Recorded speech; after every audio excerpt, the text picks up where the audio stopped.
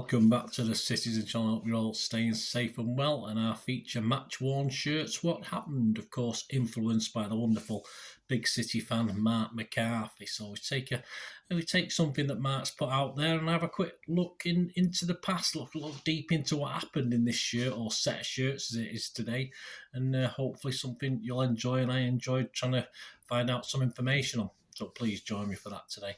And if you are new to the channel, push that subscribe button, push the bell notifications. It'd be great to have you on board. Please, while you're pushing buttons, just push that little like button as well, that thumbs up button, to make an old City fan very, very happy. I do everything City past, present and forever, of course. Marc himself, Marc McCarthy, is on Twitter. His handle is at MarcMMMAC. He's featured in the City magazine. Yes, he does a special kitted out column, which is a great read, so check that out. And he's got an amazing collection, of course, as most of you will know watching this, of match-worn City shirts. He has his own YouTube channel. There will be links on screen and in the details below, and yeah, so please check those out. And he looks at shirts, gives a little bit of history himself about it, as he has done with this one we're looking at today. And he also has players on his channel as well, talking about what the shirts they wore, which is a great watch. So please give him your support. This is just a pure edition, just that I enjoyed, and I asked Marc if it was okay if I did these things as well, just to give you some bit more further information on top of what Marc's put out there. So please check all the links below, etc. Today we've got a bunch of shirts, yellow. Yes, I've got one. I've got a yellow one down there, haven't I? So, but this is pure yellow. So at the time, quite unusual, but a bit of a surprise. Certainly a surprise to City fans. As I said, check out Marc's YouTube little vlog on this to find out a bit more. But yeah, it was sort of ditched very quickly after not the greatest game down at Highbury. And it also comes under the guise of my little horrible histories feature, this as well. So I think that's fair to say, horrible histories as far as the kit's concerned, horrible histories as far as the result of the game was concerned. And of course, it was London Giants Arsenal that we featured against. Strangely enough, as I've said, I find a couple of our more recent yellow kits or yellow influence kits okay. I don't have any problem with them, especially the 99 one, the revamped one that we've got over there in the background. And of course, the old yellow and I don't know what colour was it? The sort of the yellow, not pucey one, the sort of fruit cocktail one, wasn't it? I did like that one as well. I thought that was okay. I don't own one of them, but I did find that okay. But at the time, it was rare. Although Marc did confirm that we actually wore yellow in the 60-61 season as well. So, excuse me, it wasn't a totally new thing for City to do. But today we're going to go back to the 14th of October 1989. Yes, yours truly was just turned 30. Happy days. And of course, it was the first and only time City would wear this set of kits. If you look at elsewhere in the world on the 14th of October 1989, a little bit of history I like to give you. Ride On Time by Ride On Time was Black Box, was spending its 6th and last week at #1 in the charts. Disney's Oliver and Company led the box office takings at the UK cinemas. And yeah, the more things change, the more they stay the same. A certain Michael Knighton had just given up on his bid to buy United. I think he's in again to buy him as I'm recording this. An economic recession seemed just around the corner. Well, we're suffering that now. And although to cheer us all up, we did have a new BBC sitcom starting in a couple of days after this that was called Birds of a Feather, which I think I quite enjoyed at the time. Back to football, yeah. Mel Machin's City at the time were back in the Barclays First Division. They were the sponsors then, and the title Yo-Yo Club was pretty correct for the Blues at the time. It was match day 9 for us and match day 8 for George Graham's Arsenal, who of course were the reigning champions that season and came into this in 3rd spot. Their only defeat had been in match day 1 when they got stuffed 4-1 at Old Trafford by them lot across the road. Interesting enough, at that stage United sat 3rd bottom. There you go. Liverpool and Chelsea sat 1st and 2nd, so Arsenal were 3rd. As for us, well, we sat 10th. We sat 10th of 20, but we'd lost all 3 of our previous away games that season in the league. And this was to be our 4th loss, unfortunately. And our boys sort of made a pretty poor attempt at this one after what was an okay start. We'll just have a look at what Mel Machin said in his programme notes afterwards. There was a positivity about City, of course. We were still glow. There was still the afterglow. We still got still got the afterglow 30 years later. Of course, we just demolished United 5-1 at Main Road. That was only 3 weeks previous to this game.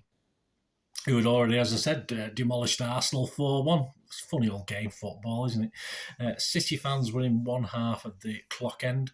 And the boys, you have to say the boys running out in yellow were a bit of shock to everyone there, in fairness. But as I say, there's a little bit of history behind why they did it. Please check out Marc's YouTube blog on this as well.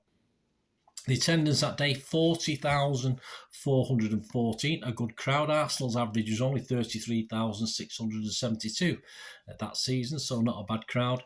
The teams, City's team, familiar names, of course, to old blues like me: Cooper, Fleming, Gale, Redmond, Hinchcliffe, White, Bishop, Ian Brightwell, Lake, Morley, Oldfield, and we had subs Allen, he got on in the 53rd minute, and McNabb, who was unused, and some familiar names in the Arsenal lineup as well to City fans and football fans in general.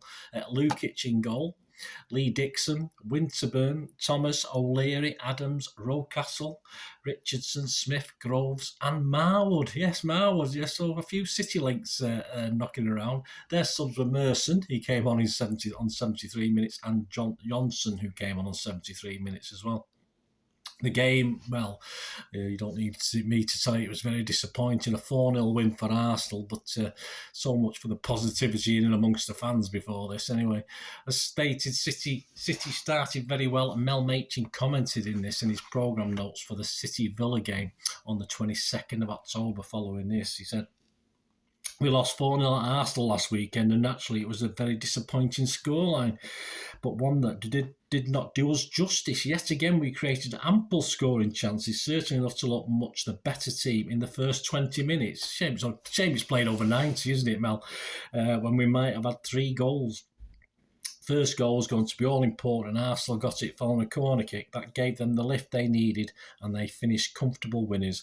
But we did not go to Highbury in awe of them, even if they are the league champions." Well, Arsenal were not to prove a great side that season. So, but brave words from Mel Machin, as you'd expect. Sadly for City, go to the match itself. From the first goal, we never really got back into it. I probably blame the shirts. The players were just a little bit confused. If you think about it, Arsenal used to play in yellow away from home, didn't they, at those times? So I think we got a bit confused, the players. Well, all right, it's an excuse, but you betcha, any excuse for a 4-0 stuffing. Penny Groves opened the scoring on 22 minutes. It was a Marwood corner, of course, our future City administrator. He passed it out to Lee Dixon, of course, a City fan as a kid, although he's been building City up a little bit lately, so obviously we must be being successful. He crosses, and it was met perfectly on the edge of the 6-yard box by Penny Groves to head home. Despite Arsenal dominating, we did manage to go in at only 1-0 down at half-time. And no doubt Mr. Mel Machin, who we just mentioned there, rallied the troops, because within 2 minutes of the restart, we were 2-0 down. So that's the effect he had at his half-time talk. Thomas shrugged off, half-hearted attempt by Bishop to stop him. Perhaps in this day and age, he might have been called a foul, I don't know, with VAR, but that was around the halfway line. He sidled past a already committed Redmond, who just was left flat-footed, and went on a positive run. He sort of made a 1-2 with Alan Smith, although I think it sort of happened rather than deliberate. 1-2 with Alan Smith, and a fairly weak attempt at a tackle on the edge of the box by Gary Fleming, and the ball bounces nicely for Thomas to just literally side foot chip it round the committed Cooper in the City net, to the joy of the North Bank, of course. On 65 minutes, Groves had his second and Arsenal third. It started with Rocastle, rest in peace, a future Blue, of course, jinking and turning. Bishop near the corner flag. He found an unmarked Thomas on the edge of the box. Redmond and Hinchcliffe were also turned in and out, inside out, as Thomas pulled it back. And yeah, again, he didn't know, but Groves was behind him to shoot it home into the far corner. And on 77 minutes, it was 4. Perry Groves plucked the ball up on the halfway line, feeds Winterburn down that line. Paul Lake's not close enough to get a block in or stop the cross, and his cross is met by an unmarked Paul Merson on as a substitute, who heads home into the opposite corner from where the ball's coming, which is what they're told to do. And Mr. Cooper had no chance from about 6 yards out. We almost had a consolation, so at least almost had. I mean, I think some of the City fans had gone by then, but we almost had a consolation as good work down the right by Paul Lake. He dinked it across, and it was met perfectly by Morley. But with the keeper beat, it was Lee Dixon there to head it off the line. So that was it, 4-0. Thankfully, the kit, as we said, and please check with Marc's vlog as well, were discarded. Ended up in Sunday League. Ended up being a Sunday League kit for someone. As I said, Marc's got all that information for you. And when Arsenal visited Main Road the following March, we at least managed a 1-1 draw. At least we didn't get pummeled, which, although it would happen against Arsenal over the years. Arsenal, despite being briefly top in November, were not the force they were the previous season, and they could only finish 4th. City, of course, well, with Sack Machin, there was that half-time talk that did for him, never mind the yellow kits. Approximately 6 weeks after this, we brought in Kendall, and at least we survived in 14th spot, which was probably the best we could do at the time. So not too much damage done by this kit abomination. So there we have it, an ultra-rare kit, as Marc said, worn just the once, and we'd be probably be thankful for that, can't we? Just the once by City anyway. As I said, it was worn by someone else, but yeah, please follow that Marc link for a bit more information. Well, thanks for joining me for this Match Worn Shirts What Happened special, and of course, as ever, my thanks to Marc McCarthy for the inspiration for me doing this behind it. Hope you enjoyed it. Be great to hear from you. Were you there? Did you actually like the kit? Let me know. Did you like that yellow kit as I sort of like the newish yellow versions we've had? But did you like the kit despite the outcome? Were you a bit gutted that we got rid of it? I'd love to hear from you anyway. Let me know what you thought. And hope you enjoyed that, please. Until we meet again. I only ask one thing, don't I? Please stay safe, Blues. Come on, City. Bye for now.